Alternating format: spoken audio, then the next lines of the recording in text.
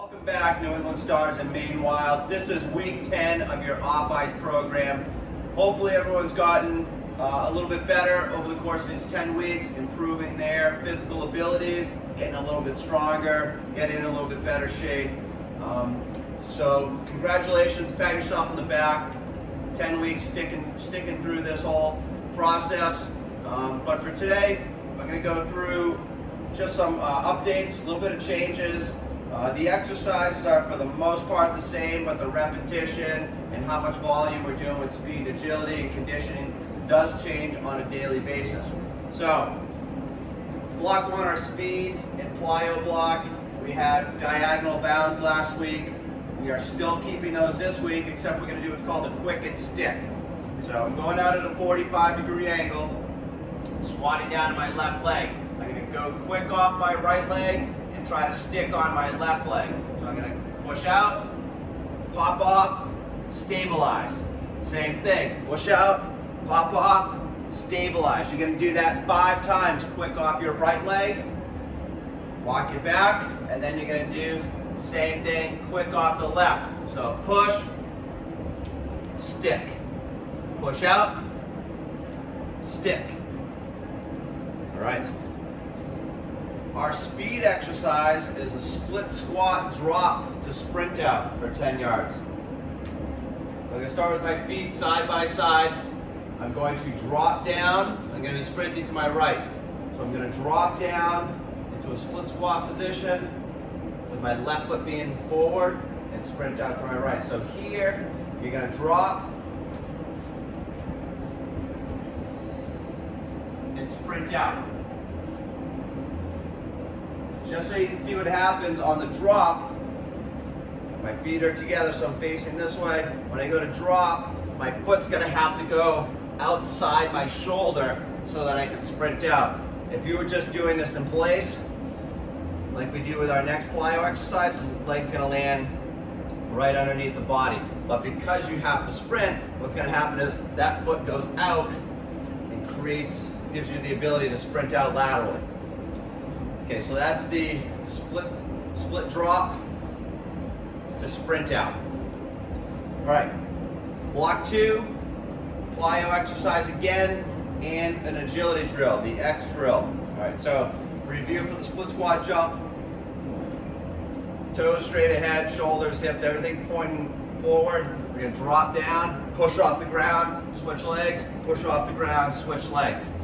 So in order to make this take it up to the next level, or the next progression, it's going to be continuous. Push, push, push. Okay, so get off the ground a little bit quicker, giving you that more explosive lower body action. Okay. Our agility drill is the X pattern drill that we did last week, except this time we're going to sprint forward, do a crossover run, sprint forward, and a crossover run.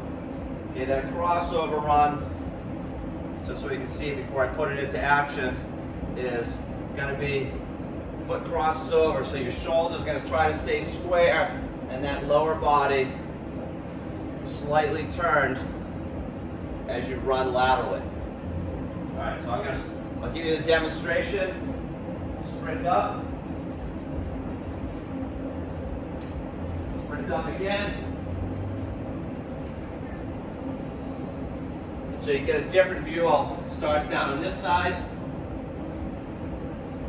Sprinting forward. Breaking down. Crossover run. Sprint up. Break down. Crossover run. So that's block 1 and 2. Notice from day 1, we have more sets and repetitions that we're going to do before we get into the strength block.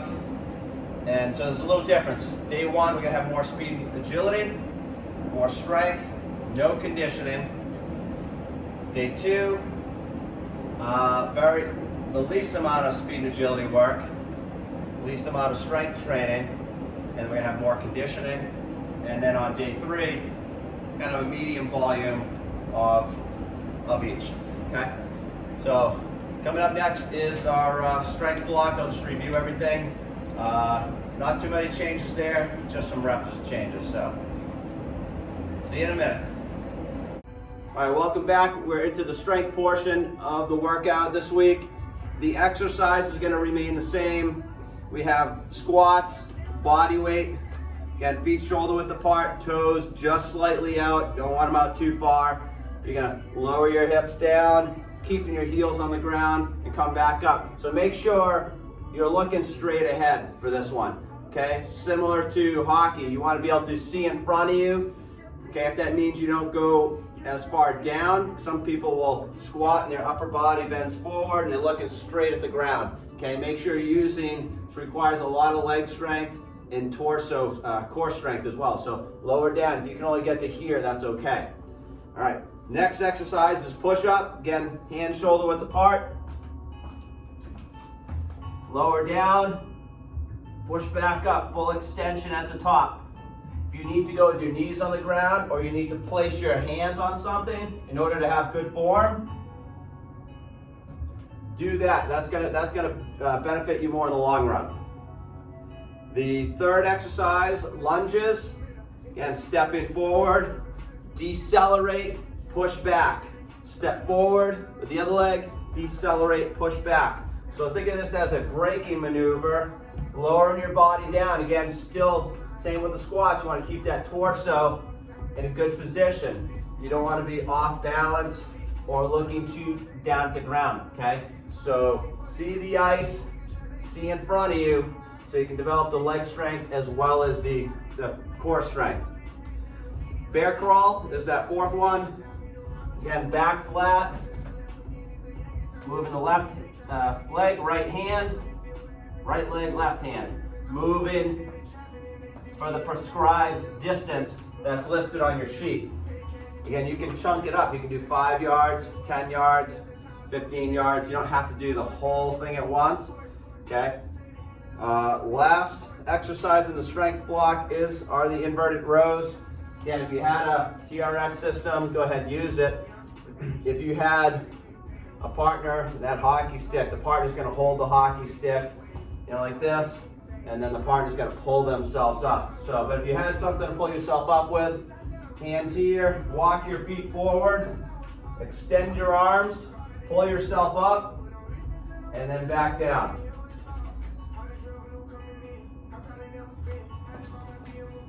All right, so remember when you're doing these exercises, on Monday, day one especially, there's a lot more repetitions in because we're not gonna do conditioning at the end. So that's more of a speed and strength day. Day 2 is a lot less. It's almost like an extended warm-up. And then day 3 is kind of that medium volume range because we are going to do some conditioning after the lift, but not as much as we did on day 2.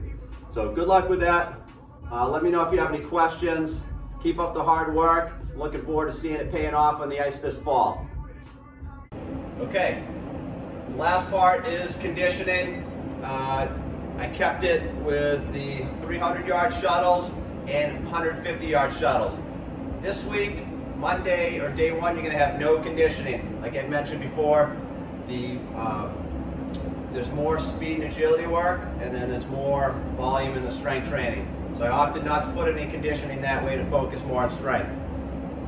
Day 2 is the least amount of speed, plyo, agility, and strength work. Therefore, we have a little extra conditioning just with 300s on day 2. Day 3, that medium volume like I had mentioned before, and 150-yard shuttles, okay? So push yourself on those. This is your last week doing them. Again, try to record some time, see where you're at. If you had been doing them compared to the previous weeks, all right? So again, those conditioning shuttle runs, the cones are 25 yards apart. So it is a little bit more taxing due to the number of change of directions you're going to get with each repetition.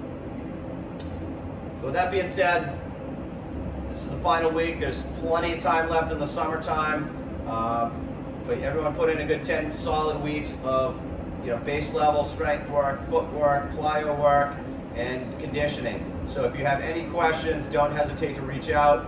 I'm here to help and help guide you in taking that next step. What is the next progression off of after these 10 weeks? So good luck, everybody. Have a great summer, and again, reach out if you have questions.